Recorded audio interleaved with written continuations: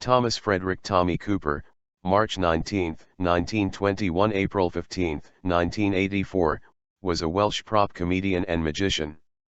Cooper was a member of the Magic Circle, and respected by traditional magicians. He was famed for his red fez, and his appearance was large and lumbering, at 6 feet 4 inches, 1.93 m, and more than 15 stone, 210 pounds, 95 kilograms, in weight. On April 15, 1984, Cooper collapsed, and died soon afterwards, from a heart attack on national television. Born in Caerphilly, Glamorgan, South Wales, at 19 Llwyn Onn Street, Trecenydd, Cooper was delivered by the woman who owned the house in which the family was lodging. His parents were Thomas H. Tom Cooper, a Welsh-born recruiting sergeant in the British Army, and Gertrude, née Gertrude C. Wright, his English-born wife from Crediton, Devon. To escape from the heavily polluted air of Caerphilly, his father accepted the offer of a new job and the family moved to Exeter, Devon, when Cooper was 3. It was in Exeter that he acquired the West Country accent that became part of his act. The family lived in the back of Haven Banks, where Cooper attended Mount Radford School for boys. He also helped his parents run their ice cream van, which attended fairs at weekends. When he was 8, an aunt bought him a magic set and he spent hours perfecting the tricks. His brother David, born 1930, opened a magic shop in the 1960s in Slough High Street, then Buckinghamshire now Berkshire, called D. and Z. Cooper's Magic Shop. Cooper was influenced by Laurel and Hardy, Max Miller, Bob Hope, and Robert Orban. Second World War. After school, Cooper became a shipwright in Hythe, Hampshire, and in 1940 he was called up as a trooper in the Royal Horse Guards. He served initially in Montgomery's Desert Rats in Egypt. Cooper became a member of a NAFI entertainment party and developed an act around his magic tricks interspersed with comedy. One evening in Cairo, during a sketch in which he was supposed to be in a costume that required a pith helmet, having forgotten the prop, Cooper reached out and borrowed a fez from a passing waiter, which got huge laughs. Development of the act. When he was demobbed after 7 years of military service, Cooper took up show business on Christmas Eve, 1947. He later developed a popular monologue about his military experience as Cooper the Trooper. He worked in variety theatres around the country and at many of London's top night spots, performing as many as 52 shows in 1 week. Cooper had developed his conjuring skills and was a member of the Magic Circle, but there are various stories about how and when he developed his delivery of failed magic tricks. He was performing to his shipbuilding colleagues when everything went wrong, but he noticed that the failed tricks got laughs. He started making mistakes on purpose when he was in the army. His tricks went wrong at a post-war audition, but the panel thoroughly enjoyed them anyway. To keep the audience on their toes, Cooper threw in an occasional trick that worked when it was least expected. In 1947 Cooper got his big break with Miff Ferry, at that time trombonist in a band called the Jackdaws, who booked him to appear as the second spot comedian in a show starring the sand dance act Marquise and the Dance of the Seven Veils. Cooper then began 2 years of arduous performing, including a tour of Europe and a stint in pantomime, playing one of Cinderella's ugly sisters. The period culminated in a season-long booking at the Windmill Theatre, where he doubled up doing cabaret. 1 week he performed in 52 shows. Ferry remained Cooper's sole agent for 37 years, until Cooper's death in 1984.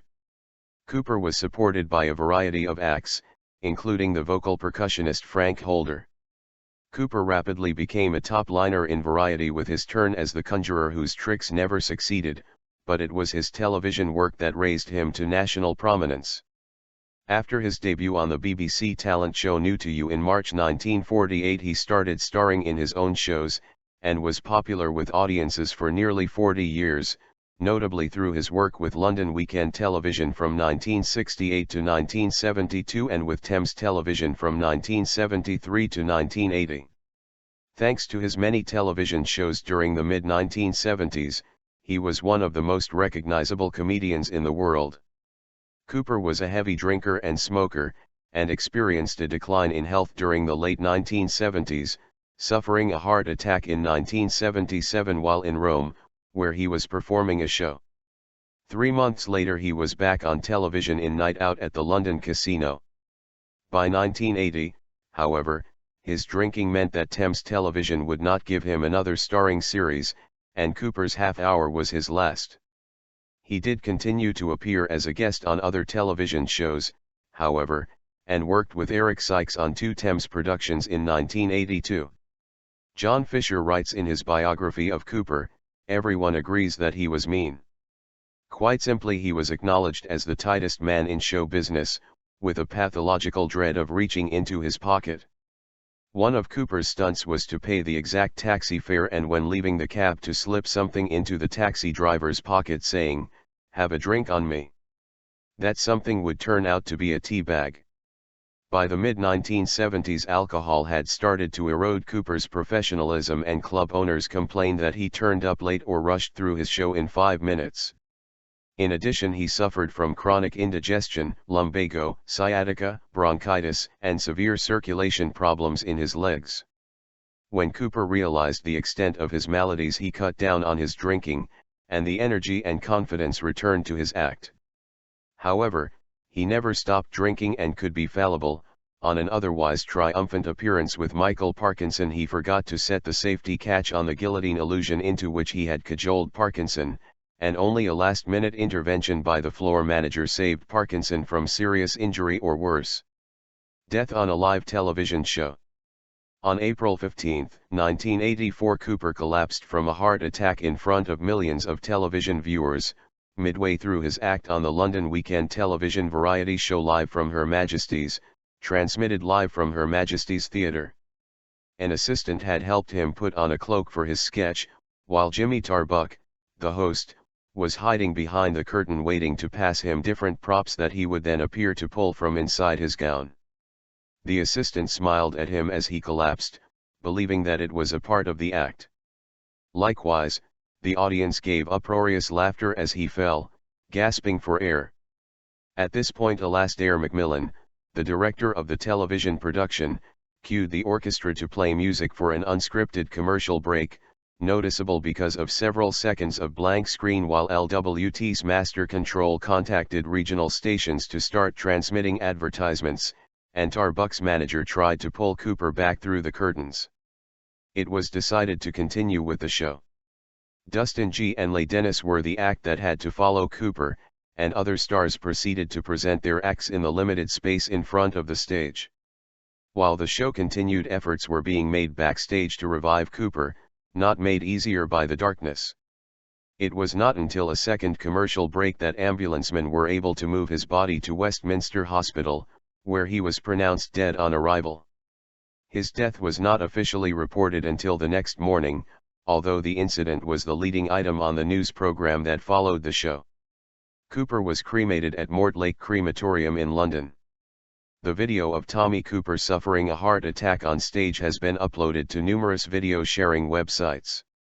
YouTube drew criticism from a number of sources when footage of the incident was posted on the website in May 2009.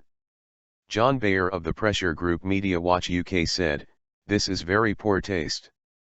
That the broadcasters have not repeated the incident shows they have a respect for him, and I think that ought to apply also on YouTube." On December 28, 2011, segments of the Live from Her Majesty's clip, including Cooper collapsing on stage, were screened on Channel 4 in the UK, on a program titled The Untold Tommy Cooper. Personal life. From 1967 until his death, Cooper had a relationship with his personal assistant, Mary Fieldhouse. She wrote about it in her book, For the Love of Tommy, 1986. His son Thomas, aka Thomas Henty, died in 1988 and his wife, Gwen, died in 2002.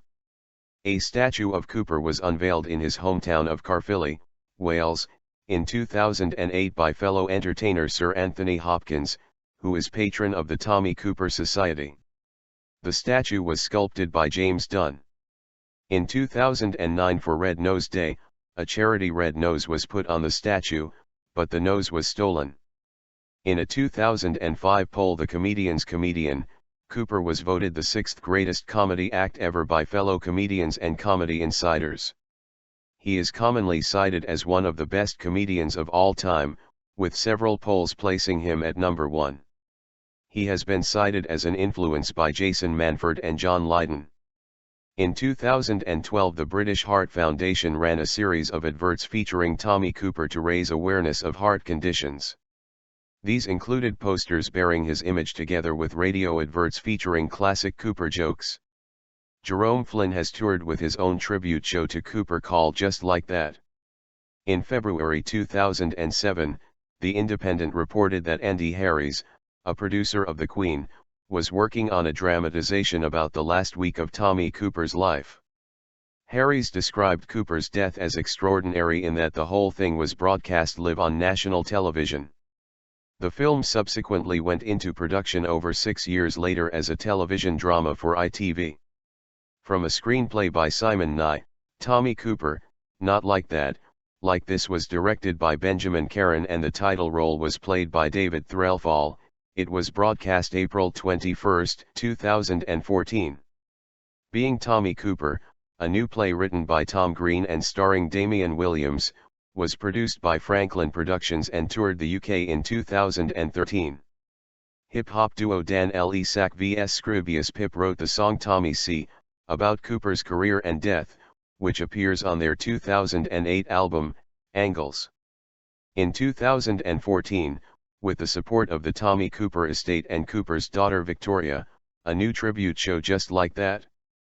The Tommy Cooper Show commemorating 30 years since the comedian's death was produced by Hambledon Productions. The production moves to the Museum of Comedy in Bloomsbury, London from September 2014.